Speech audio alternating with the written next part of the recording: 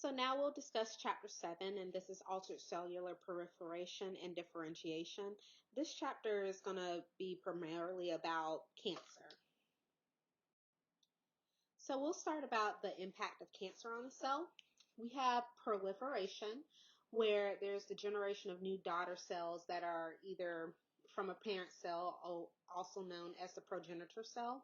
We have differentiation, which is the process of cellular maturation to achieve a specific function. And then we have stem cells that are not differentiated. They are cells, but they're undifferentiated for specific cell functions. Okay, so we'll talk a little bit about altered cellular proliferation and differentiation. So cancer occurs because of gene malfunctions that go unrepaired. There are alterations in the genes, as we discussed in the previous chapter, that control cell reproduction, growth, and differentiation, and even death. You have to remember that cells are really smart, and if it recognizes that something is off within the body, particularly with cells, it will go through various processes to try and destroy that cell because it understands that there is a risk for allowing malfunctioning cells to proliferate and differentiate. So when we talk about altered proliferation, that is cells growing uncontrollably. If the body allows that malfunctioning cell to keep growing uncontrollably, then you'll have this massive proliferation of, or massive abundance of malfunctioning cells.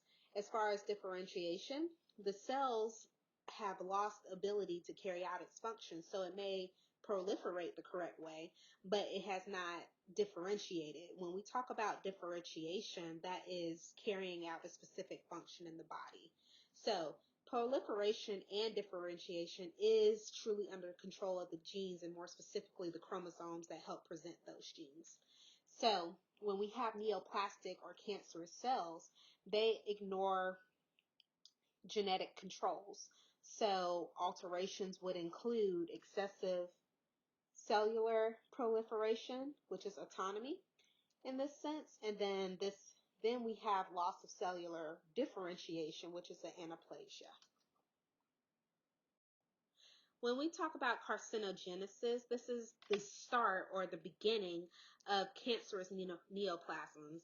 So it depends on the type of gene mutation, and it depends on how it's affecting cell growth and cell division. 5% of cancers are inherited, whereas the other 95% are acquired. So there are different environmental factors. There are things that we ingest.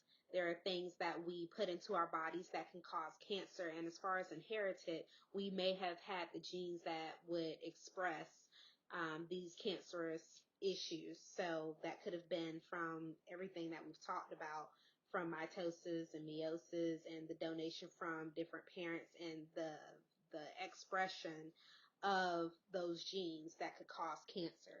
So this inherited portion would require you to look at the parents and see what cancers they were most predetermined to have and if they were carriers of that. Whereas acquired, you're looking at nutrition, you're looking at, again, what you're ingesting, what have you done to the body, environmental factors, things that would acquire from the outside source of the body to cause cancer. When we talk about genetic mutations, we have a couple that we look at. We have mutator genes that repair DNA and protect the genome. So remember I said that the body is really smart. These genes help repair the malfunctions or dysfunctions that could essentially express to altered cell proliferation and altered cell differentiation. We have oncogenogenes, which is the code for proteins involved with cell growth and regulation. And then we have tumor suppressor genes that prohibit overproliferation of cells and regulate apoptosis. So these are things that are in place to help stop altered proliferation and altered differentiation. Again, if you just look at the names, tumor suppressor genes, oncogenogenes, mutator genes, all of these are functioning to help the body stop a potential mass of malfunctioning cells. This slide just highlights carcinogens, And what carcinogens are is the origin and the development of cancerous neoplasms. So it looks at things that are either outside of the body that could be potentially cancerous. So those categories fall into about 5 of them. We have radiation, we have hormones, we have chemical, tobacco, microbes. All of these are considered carcinogens because with long time exposure, it could cause certain types of cancers. So one that is most prevalent that you may recognize is radiation, but we may not call it radiation. We just know it under this name of skin cancer. Skin cancer is most notably caused by the sun. So you have ultraviolet radiation and long-term exposure to the skin, especially those that are most susceptible to this. You can see skin cancer develop from radiation. As far as hormones, you can develop thyroid cancer, and that can also be a form of radiation. We talk about radioactive iodine that we use to help either destroy all or part of the thyroid. Well, this is a hormonal issue. Well, it's a radiation issue because that's not normally within the body, and it can cause thyroid cancer for the leftover pieces that are there. As far as chemicals, you can have contact carcinogens, and that could be any type of chemical that's not supposed to be touched by the skin.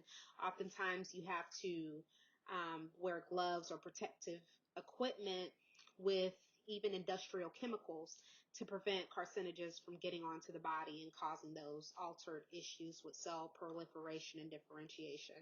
One that is most notable is tobacco smoke. So tobacco causes lung cancer.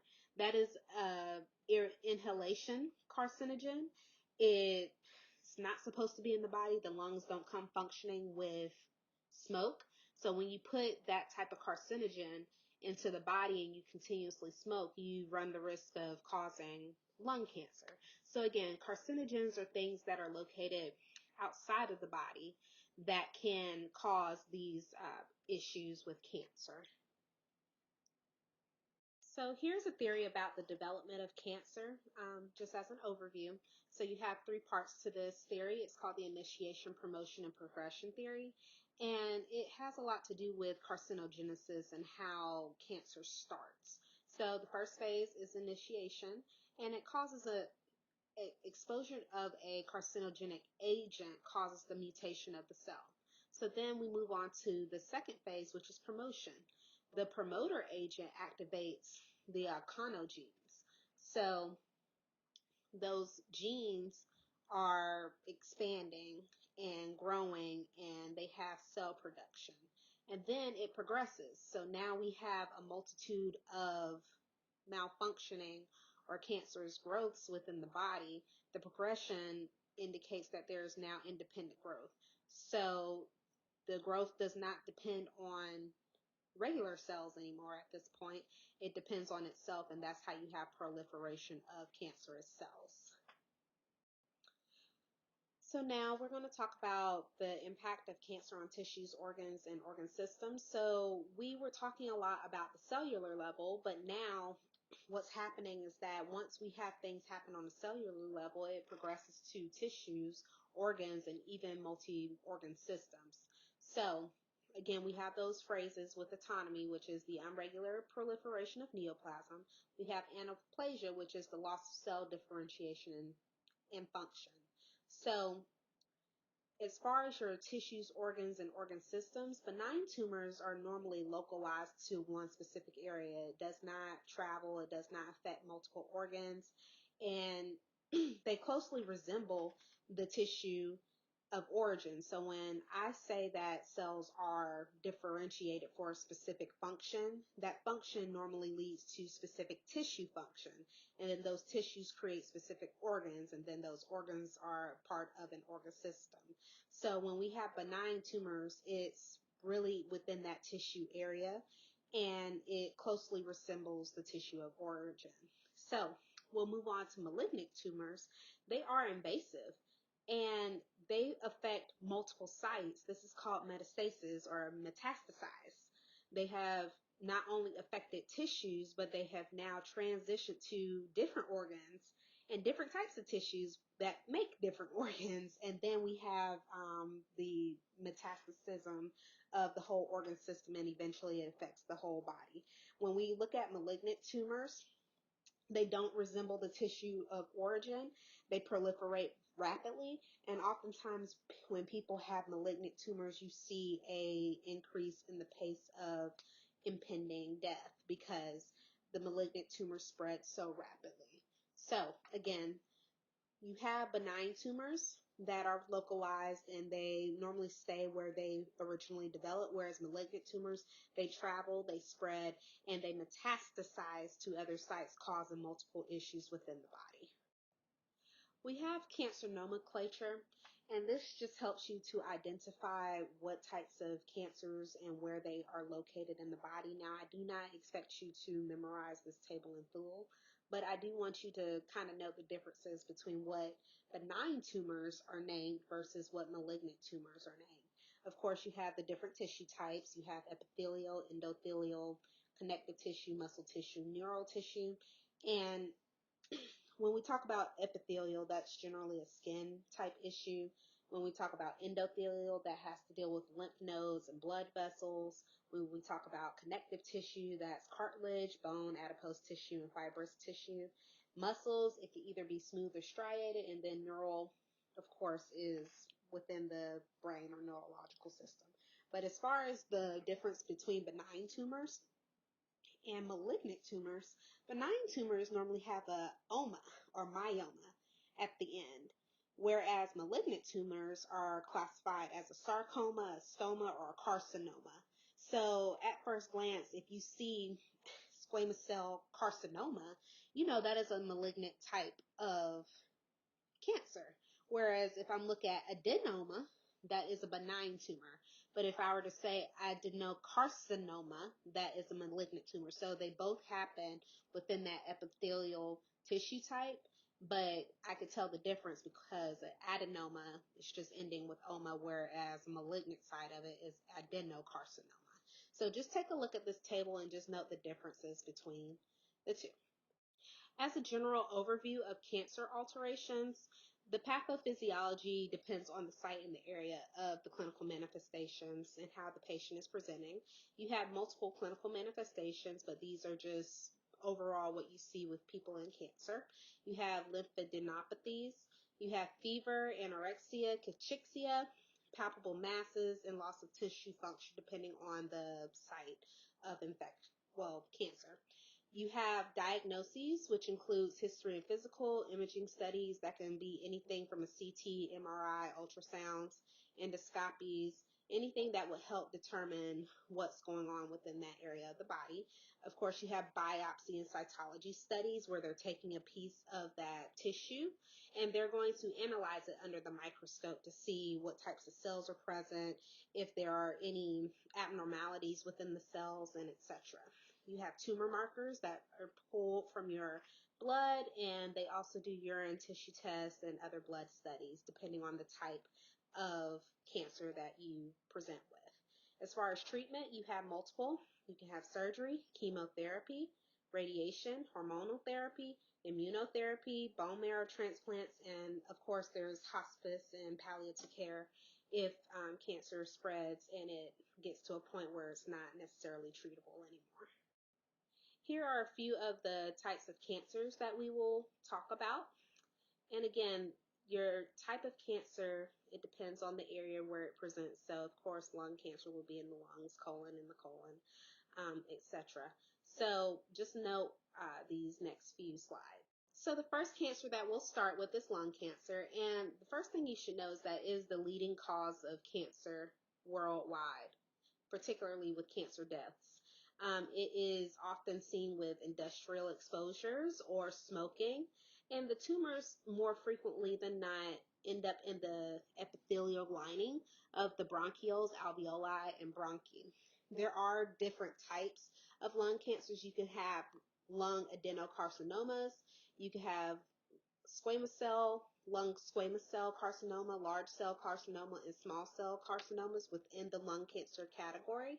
As far as your clinical manifestations, there is a persistent cough, hemoptysis, chest pain, shortness of breath, and you may even see some implication of the patient having acute respiratory distress episodes because of the lack of functionality in the lungs.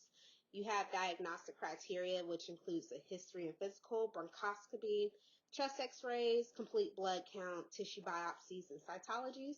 And the treatment is based on the tumor type. With small cell carcinoma in the lungs, you have chemotherapy, whereas non-small cell carcinoma requires surgery, chemotherapy, radiation. So lung cancer is one of the leading causes of death as it relates to cancer. So it's good to just kind of have a general overview of this. So we're moving on to colon cancer. There are various risk factors for colon cancer. That can be family history of colon cancer, so there's a genetic aspect of this, age, smoking, alcohol abuse. We have bowel diseases that can even be ulcerative colitis. We can look at obesity, inactivity, high fat diet, even Crohn's disease. All of these could cause colon cancer. We have different tumor types. You have adenocarcinomas, you have neoplastic polyps, non-neoplastic polyps, and then the mutation pathways of colon cancer include chromosomal instability and replication errors. And oftentimes you will see this in ulcerative colitis because that area of the colon is being perforated all the time, and it leaves room for those cells to not regenerate appropriately, and you may see hints of colon cancer from that. As far as clinical manifestations, there are change in bowel habits. You will have blood in the stool, abdominal pain, bowel obstructions, and anemia. As far as your diagnostic criteria, your complete blood counts, you have liver function tests. They will look at your serum carcinoembryonic antigen, or your CEAs. They'll look at your colonoscopy, sigmoidoscopy, and biopsy of suspicious lesions. Biopsies are very common in the determination of all cancers, so you'll see biopsy a lot. As far as treatment, you have surgery, chemotherapy, biological agents, and radiation. So next we'll talk about brain cancer, and unlike the other cancers we have talked about so far, the main pathophysiological cause of the brain cancer is actually metastasis to the brain. Normally it comes from other primary sources of cancer, lung cancer or colon cancer or any other cancer, and because of the spread of those cancers, it metastasizes to the brain, causing brain cancer as well. So the primary tumors can be gliomas or meningiomas, pituitary adenomas, and acoustic pneumomas. And really the clinical manifestations are neurological in nature. So you have headaches, vomiting, seizures. There may be some behavioral changes or cognitive changes, loss of motor and sensory function, because of course this is a part of your central nervous system. So your brain would be heavily affected, and the motor skills thereof associated with the part of the brain that is that has cancer in it would start to malfunction. As far as your diagnostic criteria, you have neurological examination. We'll look at the cranial nerves and your reflexes, sensory function, and motor function. You will also look at the direct visualization. So that's just your radiographs. You can look at CTs, MRIs, X-rays, brain scans, PET scans, cerebral angiographies. Anything that would help diagnose where and how far the cancer has progressed in the brain. And of course, treatment would require surgery, radiation, chemotherapy, and palliative care. So next we'll talk about different leukemias. So there are 4 specific types of leukemias, but two of them are an acute set of leukemias, and the other 2 are a chronic set of leukemias.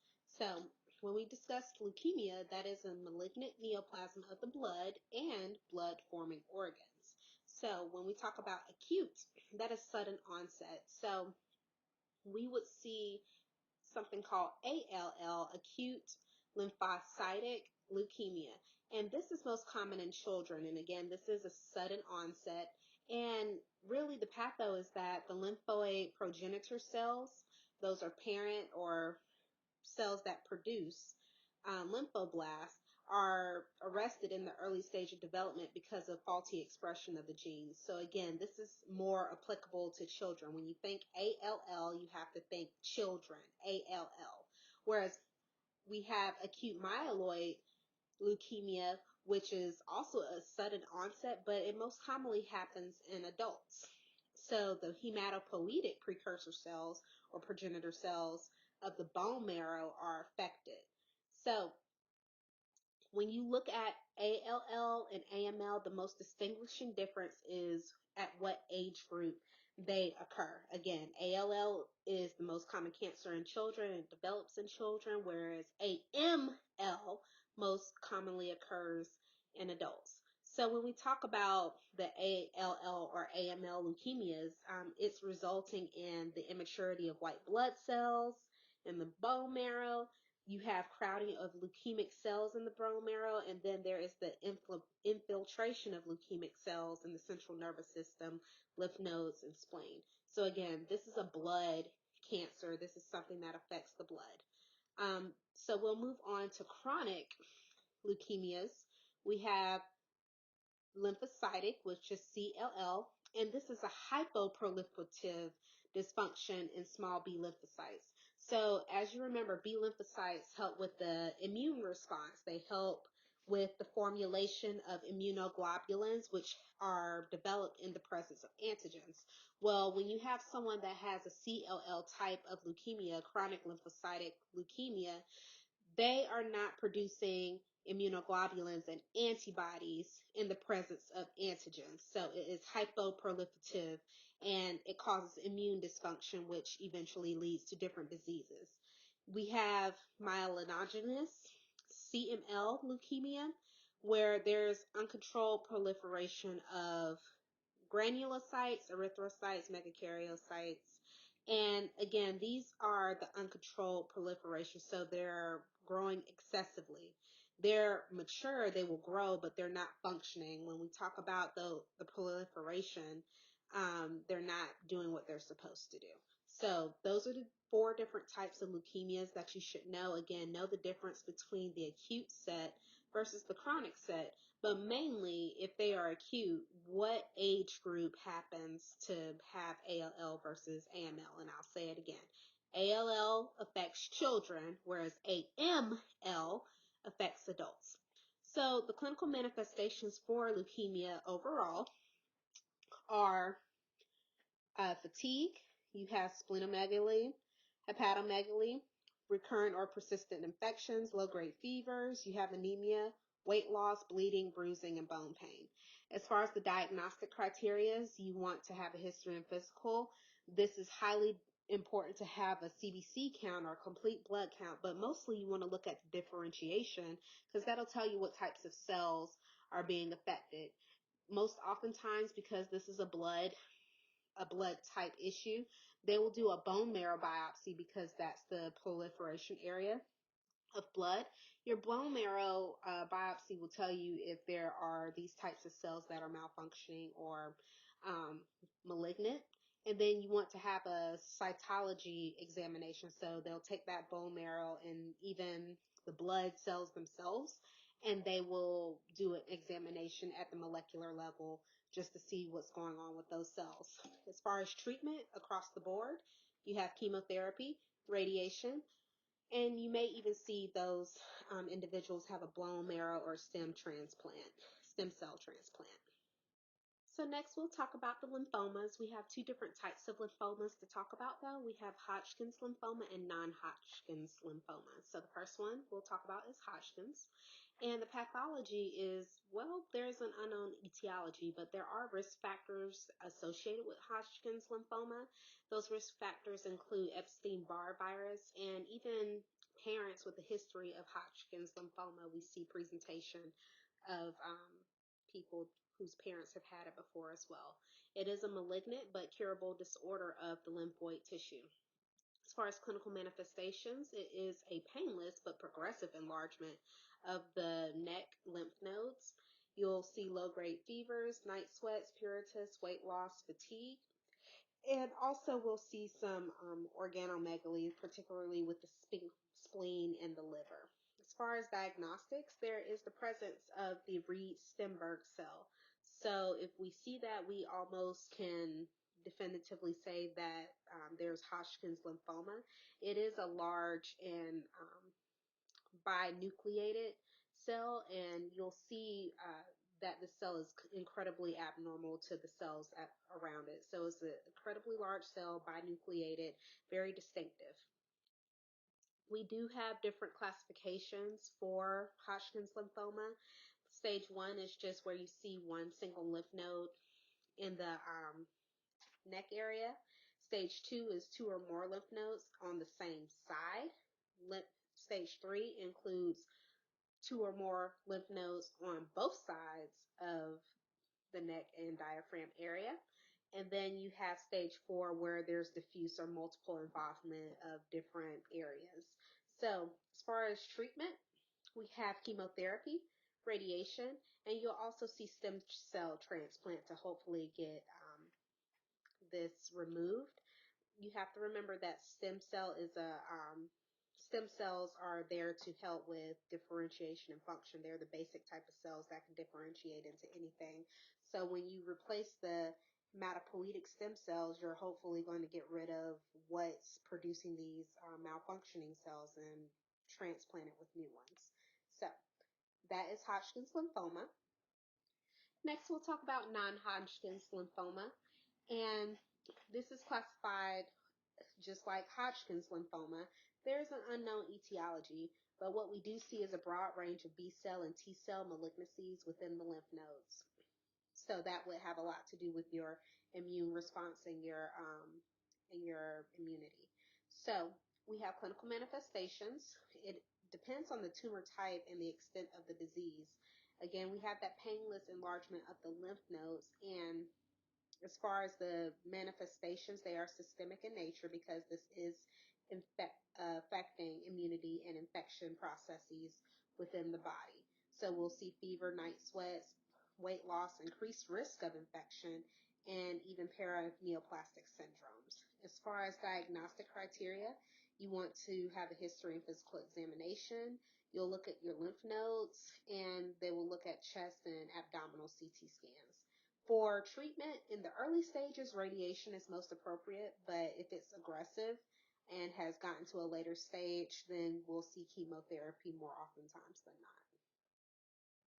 Thank you. That concludes our presentation for the day.